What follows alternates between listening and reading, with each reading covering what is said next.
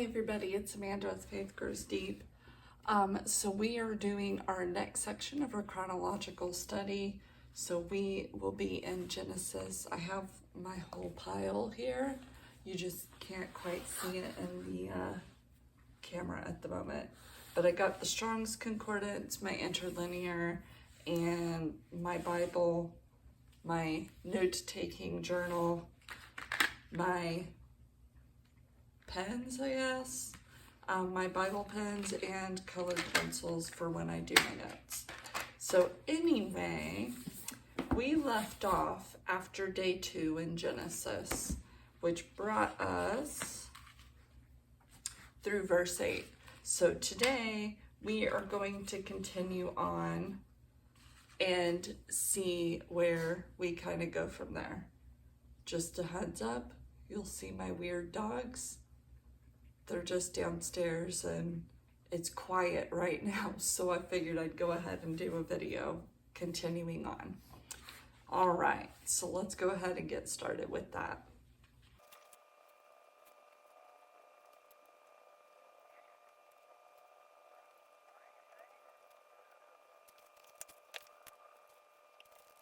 All right, you guys, so going through, I went through day 4. We did through day 2 with the first section of the video. So today's verses, I did 9 through 19. So that here states, then God said, let the waters under the heavens be gathered together into one place, and let the dry land appear. And it was so. And God called the dry land earth, and the gathering together of the waters he called seas. And God saw that it was good. Then God said, let the earth bring forth grass, the herb that yields seed, and the fruit tree that yields fruit according to its kind, whose seed is in itself on the earth. And it was so. And the earth brought forth grass, the herb that yields seed according to its kind, and the tree that yields fruit, whose seed is in itself according to its kind. And God saw that it was good. So the evening and the morning were the 3rd day. Then God said, let there be light in the firmament of the heavens to divide the day from the night, and let them be for signs and seasons, and for days and years, and let them be for the lights in the firmament of the heavens to give light on the earth. And it was so. Then God made 2 great lights, the greater light to rule the day, and the lesser light to rule the night. He made the stars also. God set them in the firmament of the heavens to give light on the earth, and to rule over the day and over the night, and to divide the light from the darkness. And God saw that it was good. So the evening and the morning were the 4th day. So I wrote down different words to look up, but as I looked them up, they were just as they sound, how we understand them to be. So it's pretty straightforward text. The only thing I ended up finding that I marked out more was,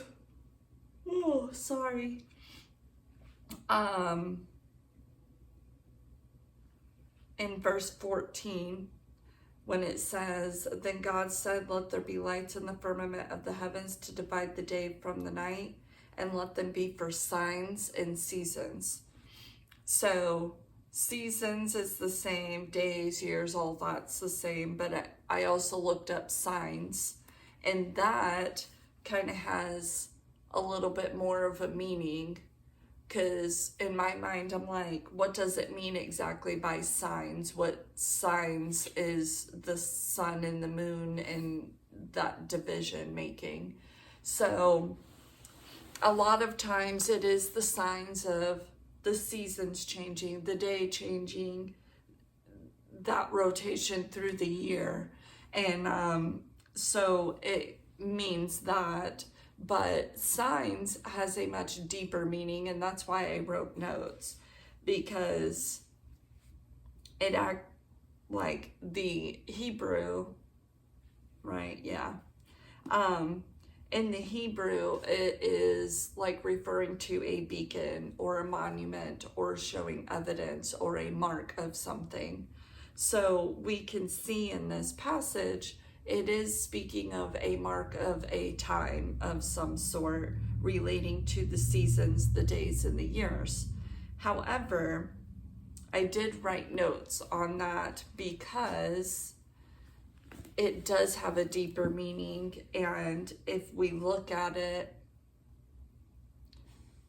in context of things we see later throughout the Bible and in Revelation, those signs of the days of the sun and the moon, there are signs of those that we are to look forward to or look towards. So I did expand on that here for that purpose. So reading this,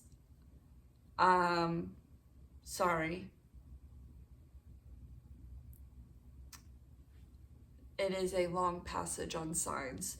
So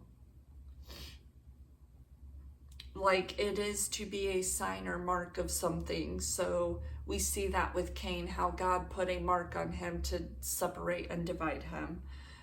So that could be something like a sign as a mark. We can see that again as like a remembrance of our duty to do something. Like, this is my sign to go do something. Like when people talk about tie, I don't know, maybe I'm just old, tie the little knot or the ribbon thing on your finger so it reminds you, like that is a sign to do something. But in the context of biblical aspects, it talks about that with like the rainbow being a sign to us to remind us of something, or it speaks of like the observance of the Feast of Unleavened Bread. Excuse me, sorry, it's early. And then it kind of breaks down that observance of the Feast of Unleavened Bread shall be a sign unto thy hand, and for a memorial between your eyes, and that the Lord's law may be in your mouth, basically. Like, we'll get to that when we get to that section. However, that brings up a whole nother aspect of things we see in Revelation as well. But that portion we will dive into in Exodus, but I just wanted to kind of show what sign is here. It also shows like a sign showing the truth of something. So let's see, like it can represent miracles or different messages or an outlook into something to look for in the future. So sign in the Hebrew means a variety of these different things. It's which is why, like my notes that I wrote, I just put like a beacon, a monument, evidence, or remark. Those are all things that fall and apply here in an aspect of what we see when it's mentioned as signs and seasons in this passage. But it also kind of expands on deeper meaning, and it will apply in different aspects as we do dive deeper into scripture. But up to this point, that is all I have for that section. So this will be it for today. The next passage we will get through, we are probably going to cover days 5 and 6. Maybe 7 as we get through. We might make it through all that. Since the 7th day is rest. Anyway, so that is our next little section we have there. And I hope you're enjoying this. If you have any questions or something stood out different to you, please comment. Please let me know.